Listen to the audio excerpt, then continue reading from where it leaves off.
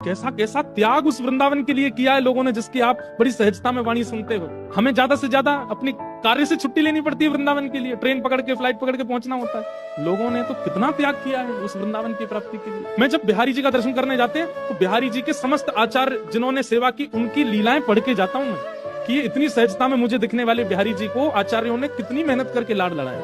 राधा रमण जी का दर्शन करने से पूर्व गोपाल भट्ट गोस्वामी जी का चिंतन करते हैं कि कितने रोए थे वे रात में, तब जाकर के ये प्रकट हुए और हमको दर्शन दे रहे हैं। श्री हितरवंश महाप्रभु अपना परिवार छोड़ करके वृंदावन आए, और उस काल में वृंदावन आए जब नरवाहन जैसे राक्षसों का राज्य था वृंदावन में, और तब राधा वल्लभ जी की सेवा व्यवस्थित की। रूप सनातन गोस्वामी अपनी राजा जैसी संपदा बंगाल में छोड़ करके आए, तब गोविंद देव और गोपीनाथ मदन मोहन प्रकट हुए। हमें कितनी सहजता में मिलते हैं। इसलिए वृंदावन जाइए तो जिस ठाकुर का दर्शन करने जाओ उसके आचार्य का स्मरण करते हुए जाना कि मैं तो अभागा, मुझे आप इतनी आसानी से दिख रहे हो, पर आचार्य ने तो आपको कितनी मेहनत परिश्रम से आपको प्राप्त किया।